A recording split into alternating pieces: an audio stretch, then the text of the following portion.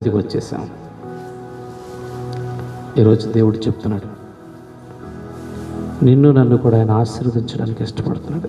ఈ సంవత్సరం మీలో కొంతమందిని దేవుడు అలాంటి ఒక ఆశీర్వాదంతో ముద్ర వేయబోతున్నాడు.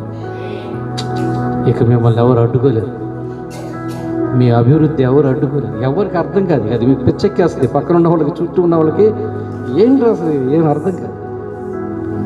ఈ సంవత్సరం దేవుడు మనల్ని ఆశీర్వదించే సంవత్సరం, అభివృద్ధి పెంచే సంవత్సరం. చాలా జాగ్రత్తగా, చాలా మెలకుగా, విశ్వాసంతో నిలిచి ఉందాం.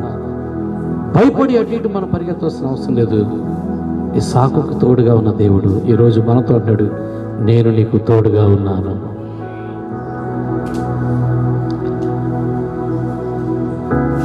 మనకు తోడుగా ఉన్న దేవుడు, మనల్ని అభివృద్ధి పరచడానికి ఎదురు చూస్తున్న దేవుడు. మన అభివృద్ధిని చూసి కుళ్ళుకుంటున్న వారికి సమాధానం చెప్పే దేవుడు, మన ఎదుగుదల చూసి అసూయ పడుతున్న వారితో నిబంధన చేసుకునే దేవుడు.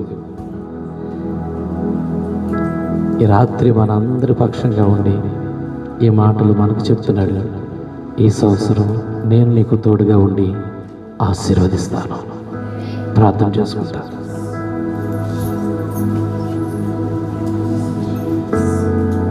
ప్రార్థన చేసుకుందాం,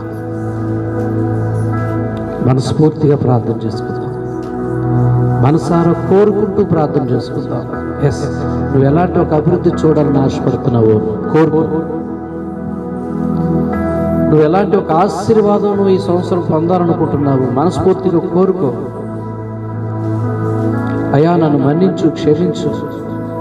ఎన్నోసార్లు నీకు అవిధేయతగా ఉన్నాను, ఎన్నోసార్లు నీ మాటకి వ్యతిరేకంగా ఉన్నాను, ఎన్నోసార్లు మా పితరులు చేసిన తప్పే నేను కూడా చేశాను. మా నాన్న అలా చెప్పేశాడు, నేను కూడా అలాగే చెప్పేశాను. మా నాన్న అలాగే దేహి అంటూ వెళ్ళాడు, నేను కూడా అలాగే వెళ్ళిపోయాను. ఇంకా ఐగుప్తు కూడా వెళ్ళిపోదాం అనుకున్నాను. కానీ మాట ఇచ్చిన దేవుడవు, వాగ్దానం చేసిన దేవుడవు. మేము తప్పినా నువ్వు తప్పని దేవుడవు. తప్పిపోయిన మమ్మల్ని నిలబెట్టు దేవుడవు. మేము కొద్దిగా నీకు సహకరిస్తే మరలా మమ్మల్ని గొప్ప దారిలోకి నడిపించే దేవుడు. కాబట్టి మా అవిధేయతలను దేవా మమ్మల్ని క్షమించాలి, మన్నించాలి. ఈ సంవత్సరం ఖచ్చితంగా మేము చూడాలి. చాలా సంవత్సరాలుగా మేము పొందనిది ఈ సంవత్సరం పొందాలి. చాలా సంవత్సరాలుగా మేము అనుభవించినది ఈ సంవత్సరం మేము ఆశీర్వాదాలు అనుభవించాలి. చాలా సంవత్సరాలుగా మేము కోల్పోయిన